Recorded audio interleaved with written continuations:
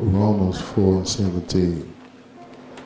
As it is written, I have made thee a father of many nations before him whom he believed, even God, who quickeneth the dead and calleth those things which be not as though they were.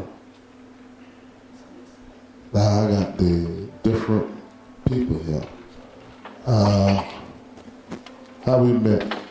No, what happened when I came to Clemont? I had just got to the point to where I hated church because in my mind I thought I was saved at that point, and I just backslid with that person. And I don't remember what was said, but the church I remember at 14 under Bishop Ross was the same anointing that I've been searching for about 10 years. When him and the apostle came in, when the apostle opened his mouth, I started crying because in my mind that's the thing, that's the church, the anointing that I remember when I was 14, and I hadn't seen it for about 10 years. It was, to me, it didn't exist anymore. And I just wanted that thing that I knew at 14 and before. Again, that's the life I wanted because I hated church. I grew up apostolic, and I didn't know what it was to be apostolic anymore. And I wanted that life back again because I got to the point where I know I needed Jesus.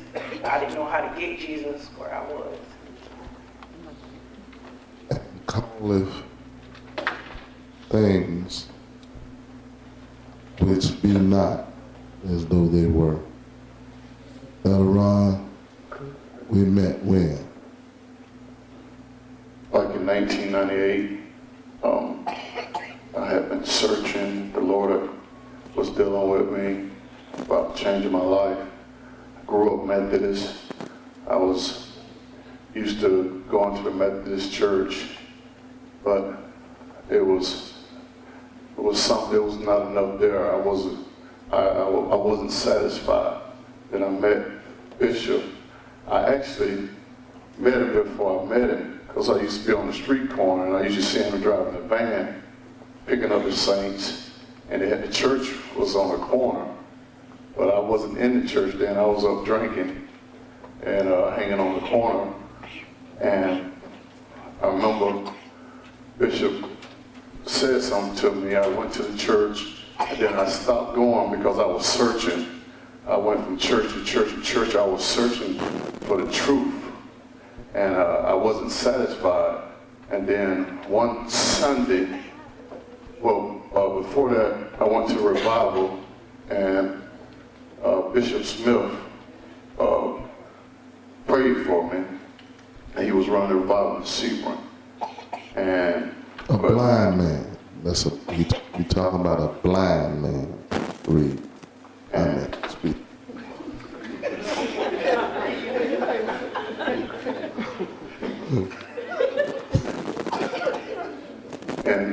And Bishop said something to me. He said, I got to tell you something, but I can't tell you now.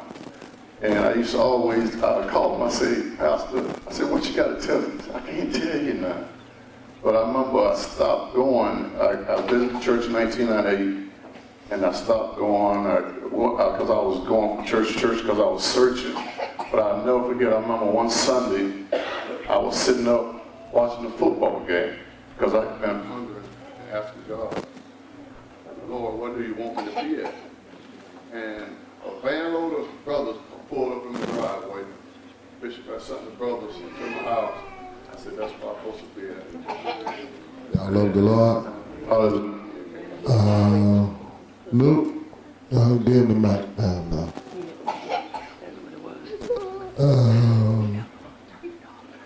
What you told me before you finished high school, you told me you want to go.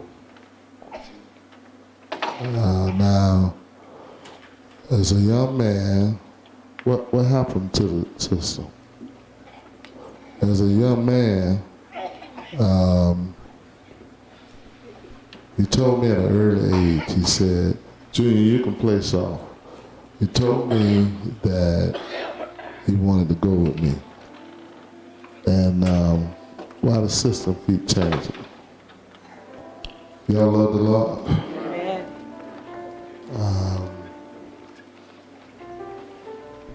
Again, what did I speak in your life? What you gonna be?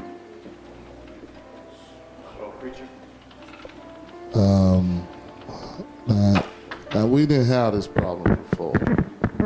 We didn't have this problem before. As always, the reason why I changed things this morning because the atmosphere wasn't right, and you couldn't be doing something, and so it's gone. Y'all love the Lord? Now, give everybody know Quay? Is Quay bad?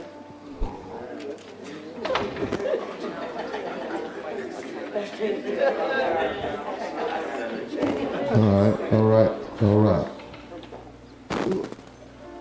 God calleth those things that be not as though they were. I could care less about what you call her. This is what he called her. Do it. Proverbs, what? 31 and 10. Who can find a virtuous woman for her practice by virtue? Hold up. Everybody go to Proverbs 31. God calleth those that be not as though they were. People can label you. People can take your mistakes, they can take your failures, and they try to mock you. And then tell somebody, but God got something for me to do. That's it. So, whatever our conclusion or someone's conclusion about you, God still done spoke something over you. Now, as an individual have an opinion, Quay, this is what God said. Do it. Who can find a virtuous woman for her practice far above rubies? The heart of her husband will safely trust in her. We start at Proverbs 31 and 10. I'm sorry, it stopped me. Let's go one more time. Who can find a virtuous woman for her practice far above rubies? The heart of her husband will safely trust in him. Trust in her that he shall have money to spoil. She will do him good and not evil all the days of her life. She seeketh wool and flax, and worketh willingly with her hands. She is like the ship's merchant, she bringeth her food from afar off. She rises while it is yet night, and giveth meat to her household, and a portion to her maidens. She considers her field and buyeth it, and with the fruit of her hand she planteth a vineyard. She girdeth her loins with strength, and strengtheneth her arms. She perceiveth that her merchandise is good, and her cattle go out by night. She lends hands to the spindle, and her hands hold the distaff. She stretches forth her hands to the poor, yea, she stretches forth her hands to the needy. She is not afraid of the house. She is not afraid of the snow for her household is covered with scarlet. She maketh herself coverings of tapestries, and her clothing is silky purple.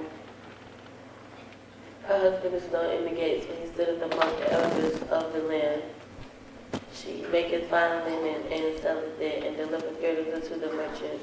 Strengthen are not her clothing, and she shall rejoice in times to come.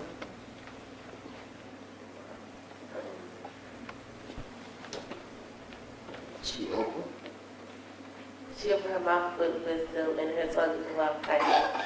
She looketh well to the ways of her household, and eateth not the bread of idleness. Her children arise and call her blessed, and her husband also, and he praiseth her. Many daughters have done virtuously, but thou excellest them all. Favor is deceitful and beauty is vain, but a woman that feareth the Lord shall be praised. Give her the fruit of her hands, and let her own way be praised in the gates. Amen. Now, You see bad, God sees bad. And the pause you heard, and I had to just say 2 words, that's the fall. That's when you need the man of God to help you. All I did was just gave her a push. And she got it and finished.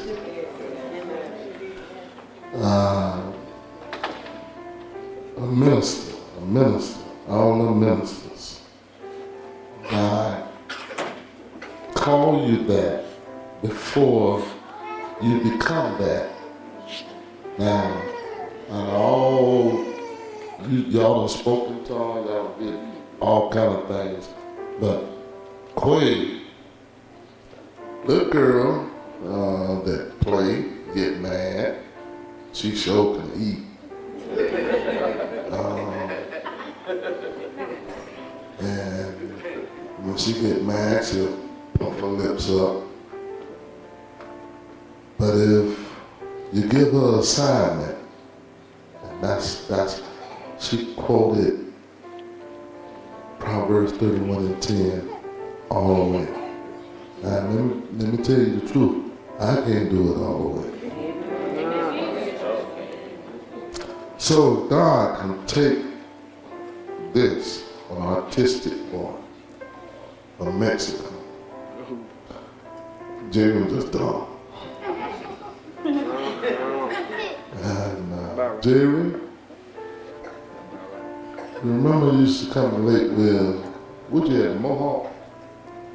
I had a flow before. That's what that was. Sometimes I had a Mohawk too. I used to just... What was going on with you when you used to sit back there in the back of the church and be laid out? You were mad. I was mad. I had wanted to kill myself. I tried to kill myself 2 or 3 times, but I couldn't kill myself. I was church hurt because folks labeled me.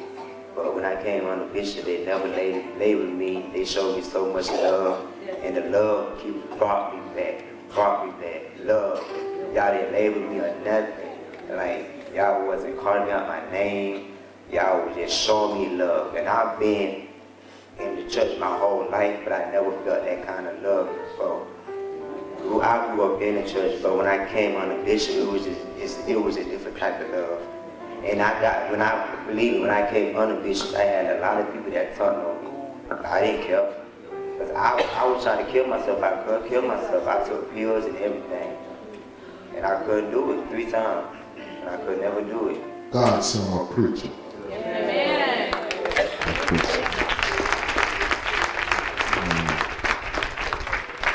Leo, what you used to be, Leo? A rapper? You got divorced too.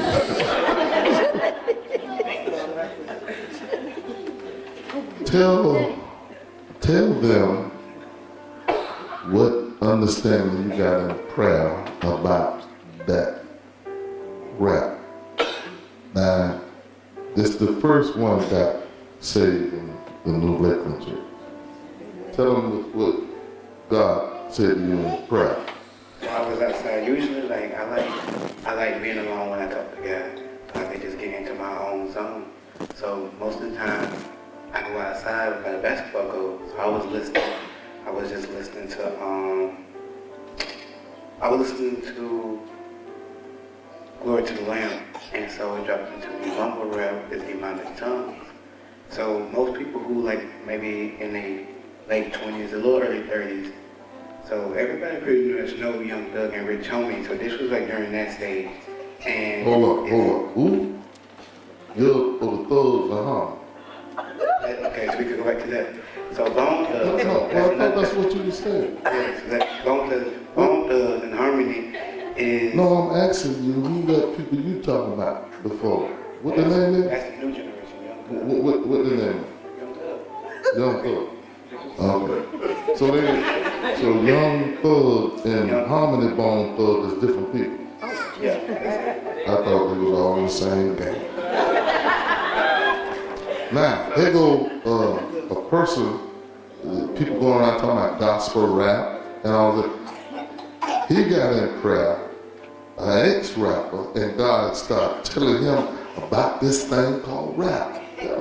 So it's not so much of words, it's sounds and cadences. Like speaking in tongues, it's a whole different dialect. So it's mumble rap. It's different, it's a whole different dialect. It's half words. And when you speak in tongues, you don't understand it. Mumble rap, you can't understand what niggas be saying. You don't understand it. You listen to it, and Bishop, you went over a verse yesterday where it doesn't, you don't understand it, but it gets attached to you. And eventually you keep listening to it, it attaches itself to you. Like, that's demonic tongues. Like, it makes sense to me. I don't know if it makes sense to you, but it It makes sense sure to don't me. make no sense to me. Like, it's demonic. I don't even know what mumble rap is. Bone Thugs and Harmony. Now, here go a person that the world labeled. And all we did was go and cry. All we did was go and cry. And, well, let me ask you this. How many of y'all know what mumble rap is?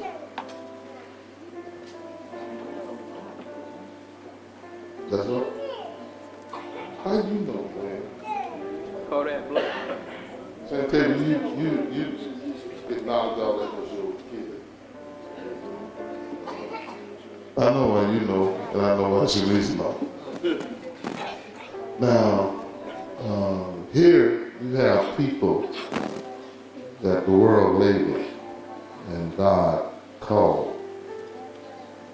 God, and you heard her quote the Bible. And in these children and even in us, you cannot let your past control your future. Because the future with God is totally different. Tell somebody, I ain't gonna be what you call me. And regardless of what mistake and what failure, God can pull something out of you that you didn't even know was in there. He can make a new creature. And here it is. Now, when the Lord started dealing with me, and Jaron was in the van coming up there. The first time he come out down. I'm sitting back there and we started talking on the highway. And I realized then that he was serious. He really wanted to change his life. And then when I started letting him preside the service, I saw a different person. I saw a preacher. And I saw he can get before the people and tell somebody I still go through stuff. And a person will look at a person, but I saw something happen today when he felt his wife sick. And I was looking at him, I said, now God just showed him. He showed him how you gonna treat your wife. Because for a moment, he had a feeling like he finna lose her. And when I looked at his face, it was unbearable. You have to learn how to treat something before you lose. And all God was doing, showing him, now, can you imagine being without her? And all of us, we know the trail ain't nothing to play with. She tell you straight up, some of y'all got a problem with it because she just tell you straight out. And then when I do it, you call it a brick. When she do it, you get attitude. She ain't going nowhere. God was dealing with her husband because she had a great ministry. And so he can understand how to treat her, how she helped build him up in his ministry, and then how he helped support hers. Because whenever you have somebody that stab you in the back, that's a wound only God can heal. You'll have to get before God, get before God, get before God, and so forth. And the whole time, if you don't become bitter, you're gonna become, God calleth those things that be not as though they were. Now, Every one of them. His parents, Miguel's parents told him, if you all go to Mexico, well, no, they said, if you pastor start preaching in church, they're coming. They're going to come. Now, we are at Brownsville, using Brownsville. That's on the American side or the Mexico side? Oh, American side. Okay. Mexico side is Matamoros. That's where I was born. Who? Matamoros. Back to you. Yeah. I wanted to take this time. You're going to have to learn how to respect one another. Bad Quay on the inside is Sister Quay. So what level, I can only imagine that God going to take you. How long did it take you to memorize that? 1 day and a half. Some of y'all went 12 years. Ain't got a thing on the wall. Bishop asked you to do that. I said, do that, or I'm going to take that thing off the wall. I have all y'all to play. 1 day and a half. You know, that's Sister Rose daughter. Junior concerned. Vontae, where's Vontae? Back what? Stand up, Vontae. Well, you can't tell Vontae she ain't cute. That thing there, no, she cute. But you put a mic in her hand and let her worship God, you're going to see tears. You're going to see tears from that child if I put a mic in her hand and let her sing a worship song. Tears. Now, you could be among your peers and things can happen in life and you're labeled. God called me something before I became it. And to my peers and to everybody, it didn't look like, well, to be honest with you, not even to me. God calling gonna be bigger than you. And a lot of times people look at it, well, I can talk about myself, and I say, Lord, did you choose the right person? You showed me? And do you know my past? God can take somebody that don't look like me. Now, when Nuke graduated from high school, much as I be traveling, he told his mama, call Bishop. Because we had a little deal. We had a deal that I was going to be there at his graduation. And now he told me he wanted to be with me 2 years before he graduated. And then his mom said, Luke graduated, he said you're supposed to be there. I said, so he tell me what to do. You know. And he did tell me what to do, and I did it. And all I did was went to that graduation and sat down. And when he saw me, his teeth turned white. He just saw it. They don't like pastor. And then, every now and then, how many of y'all that been sitting around with him and he go to preaching? He don't need no pulpit. He don't need no mic. He'll go on Facebook by himself. Ain't number 3 people watching. And preach the house down. Pastor called me, he said, Bishop? I said, yes, sir. Nuke on Facebook sleep. I said, what? He fell asleep. He was preaching and had the phone pointing at him, and he fell asleep. Oh my goodness. Now, I'm telling you what God has made. God will not allow you to take all the hurts and the pains, because he already called you, even though you might not see it. Somewhere down the road, he's going to let you see the vision. You're going to feel it. Richard, come on. You had a gun. Where did Mike go? You was finna sign with who? So many I do a lot of things. I had already signed. Who you signed with? Talking to Mike. A big company out of Atlanta, Georgia. Tell them what happened with the gun incident. We had went to this neighborhood to get back on these boys. And Well, hold up now. You get some what? get back.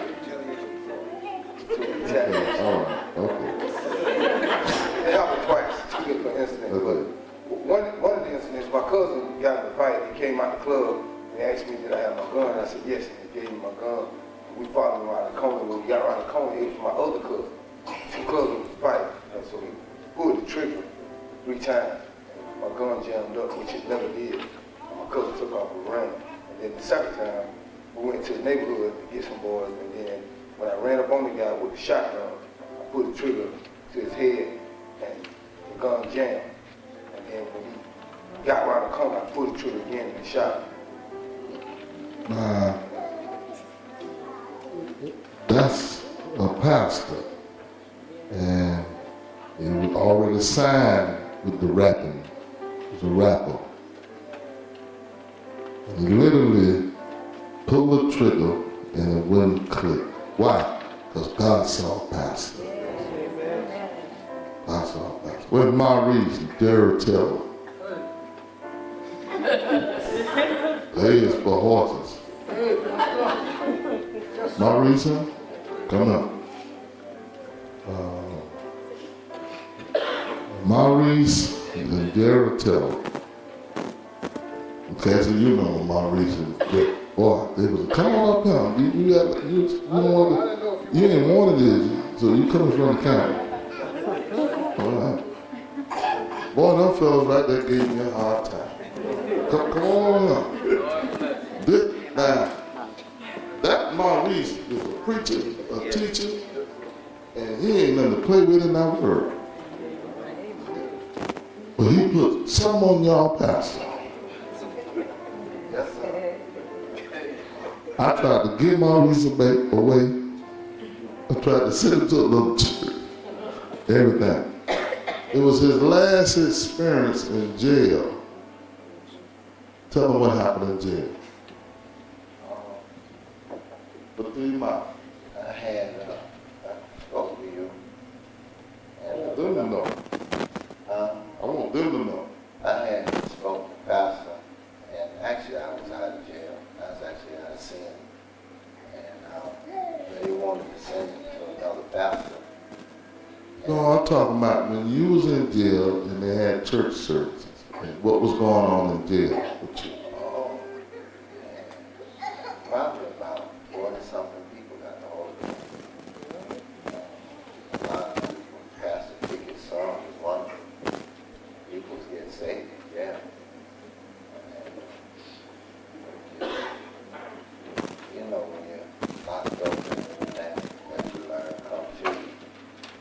Everything that you taught me, you just did it in that environment. God showed up. Baptist, pastor's son. You was laying hands on people in jail. Yeah, I had one experience where I traded beds with a person. And any time, we just laid in the bed that night and wanted to speak to me. It was something awesome. Ex-crackhead. And for about 15 years, I had a dream. And I had on a black suit. And as Darryl Taylor, Mama would call me. Like, this wasn't in the dream, this is reality.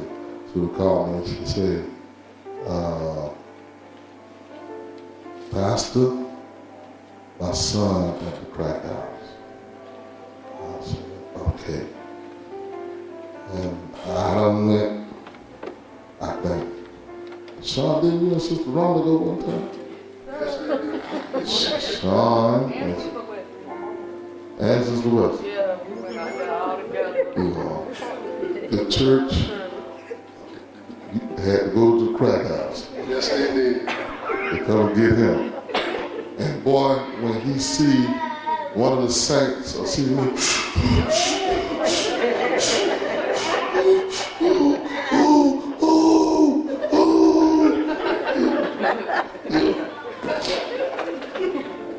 and I gave some instructions that most people wouldn't do. One, I told him he had to leave Lakeland and had to leave his mom. I said, you ain't gonna stay if you don't get out now. I said, Maurice, I said, you gonna have to leave Lakeland. You know, you got too many ties. When you so many connections and so many soul ties, people you done had relationships with, you could go to the holes where nobody else don't know. I had to get them out of there. But there was preachers. Maurice was laying hands on folks and they were receiving the Holy Ghost in jail. We got a brother in there now, preacher. Went to jail for littering. Now you know it's something when you go to jail for throwing some paper on the ground. God got something to do. But all of these people represent that God brought all of us together. As you know, you and Woogie used to lead devotion. They'll sing, and then they'll cry. So then we used to have prayer requests. Pray for my mama, pray for my daddy. And they get up there and sing and cry, until their mama and daddy walk through the door. God calleth those things that be not as though they were. Talking about us. Don't you let people throw words on you. Don't you let people hold you in your yesteryears. Because God finna undo. Are you listening to me? Come here, help me. Come here, Jana.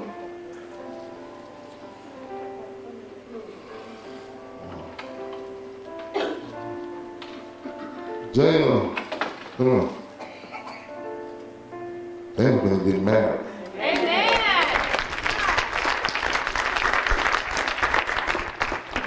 And then, where am I at? Didn't you tell me something?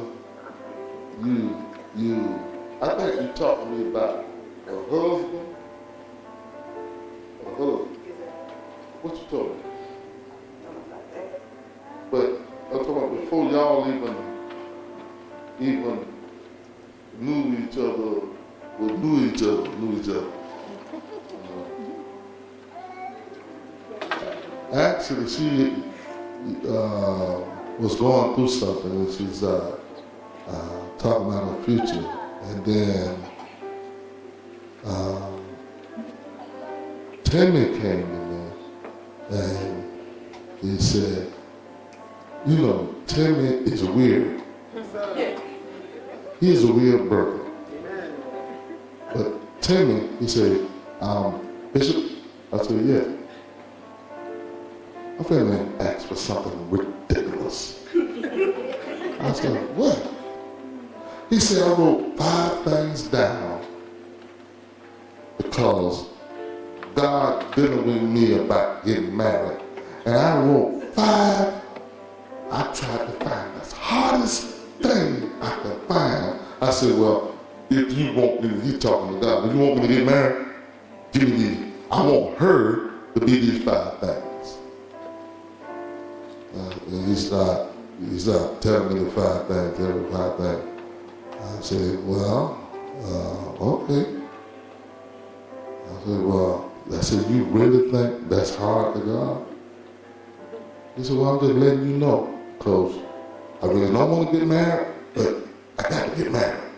I said, well, what kind of brother you is?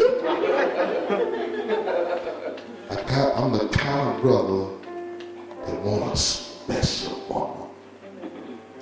And I don't think she exists. I said, oh yeah? There goes Sister Prince. Everything on the list was in her. Everything.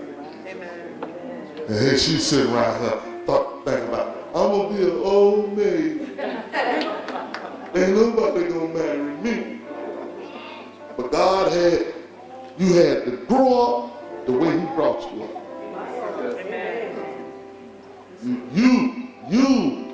One of his stipulations was she had to be a virgin.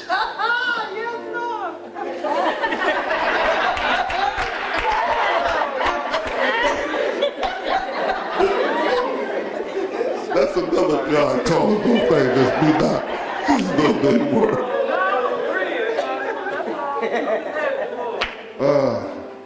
Now I'm about to cry, so Jay and Cottrell, come out. Come out, Cottrell.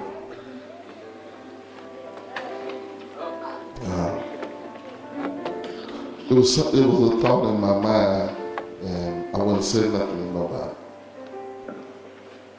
Because Shanice's like a daughter, a hard-headed daughter. And I saw her dying in Lincoln. I seen saints telling me dreams about Shanice, something happened to Shanice. Shanice even felt that they're going to get raped, going to get killed. The Hebrew Israelite boys was coming at her, do something. And yesterday, Jalen came to my office, we was going over something. And all of this stuff was in my mind, and I wouldn't tell anybody. And Jalen spoke what was in my head. That one with the what? Where am I at? Come listen to this.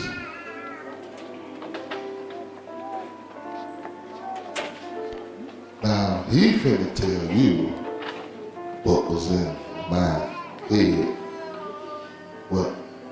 What you told me. Yes, sir. Now, he told me what my mind was on. But it's actually, he was telling me what he felt.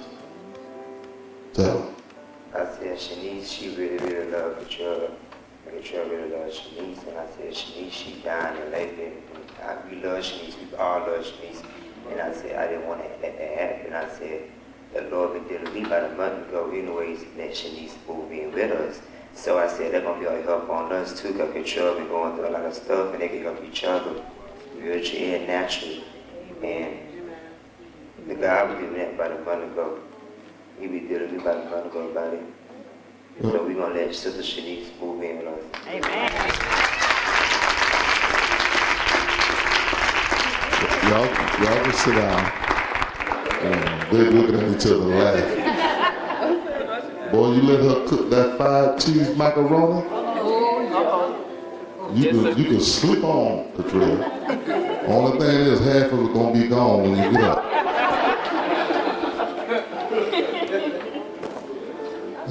That was in my head. I said, Lord, what can I do so that she won't die out here in this world? She cried. She said, I want to move to Alabama. I said, but you ain't standing no church. And I wanted her to get away from Lakeland, but I didn't know what to do but talk to God. Tell somebody to talk to God. All right. The night I took the time because God been good to us. We are the dysfunctional district. We are dysfunctional as according to the world. But tell somebody I've been with Jesus. I don't look like I'm blessed, but I'm blessed. Y'all hear me? Now, what I want to do, I just want us to pray. We go hold hands. I see some gifted people. Gifted. Bacon. Stand up, Bacon. Bacon can sing.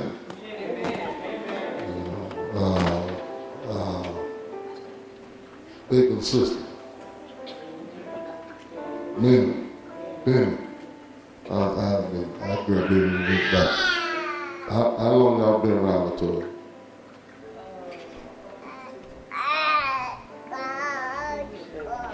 Come here, Winnie, Bacon, Latoya, come here. Come on.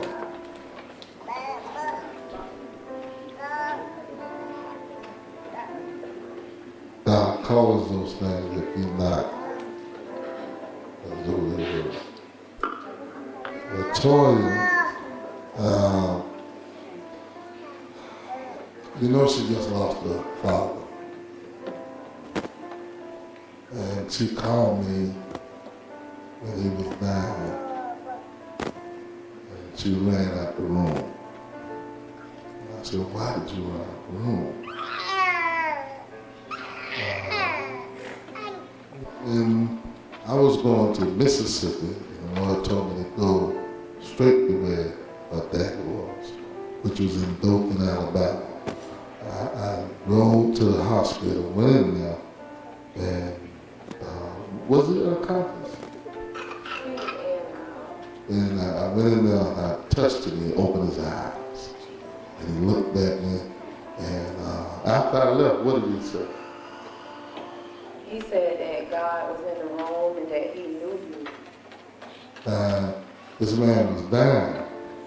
And when she told me what happened, what he was doing, it's the same description the apostle told me when he saw the Lord. Now, only person that can see the Lord and live is a true apostle. But if anybody else see him, they're going to die. The description that you told me your daddy, what happened to him. Remember the legs, everything, all of that. It's the same description that when the apostle will tell you about when he saw the Lord. Same thing happened. There's a lot. Now, Latoya is a singer. Bacon is a singer.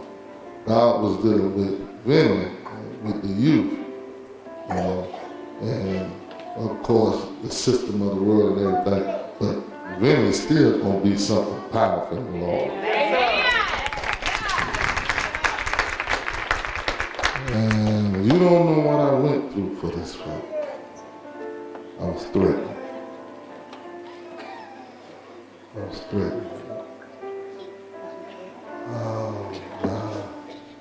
All kind of things happen. But you know what you don't know about her? She's a builder. I'm talking about she builds buildings. Y'all built a church before? Have you and your family ever built a church? What y'all built? Houses, roofs,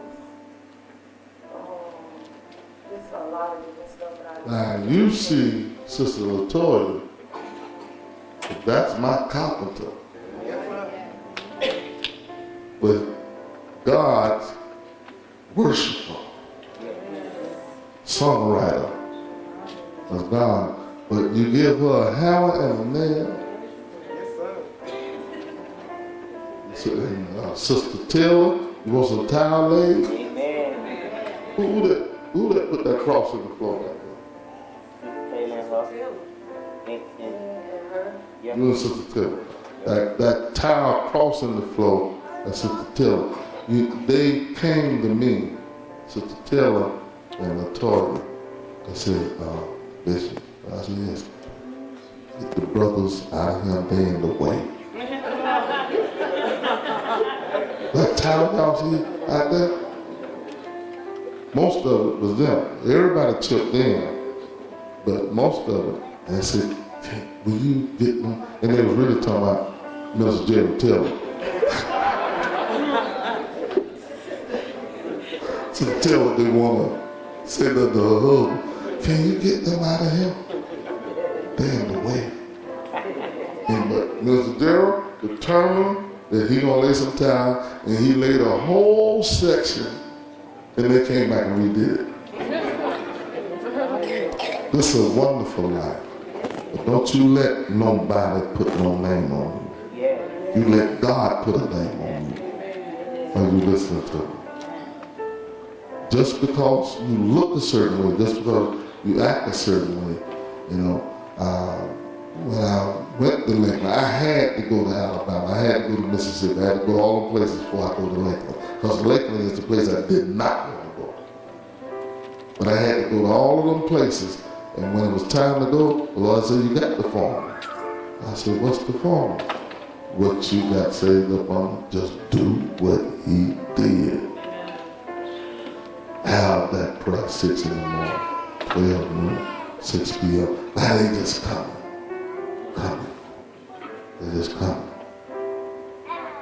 You know it's God when you got a nephew 2 blocks away you have never met. Mama Kyle, brother, son, 2 blocks away, never met it. We heard Leo telling me about his best friend. I said, wait a minute, some of these names are connected to Mama Kyle. I said, hey, I think you're talking about your family. He started saying Mario, which is Mama Clyde's brother. And then he said, Veronica, I knew them people. And then I said, wait a minute, hold up now, this is not a coincidence that his best friend named Mario and Mario's grandmother named Veronica. That was our nephew, which was his best friend. And Mario came and got the Holy Ghost. Hallelujah. So now, God building us up. Don't put your hand on it. Just take that. Y'all know the Lord. Y'all was in there. That Bacon, I think Bacon told me one time, she said, okay, you don't have to call me Bacon no more. She growing up now, she don't too much want Bacon. But I just want to pray. I want everybody to stand.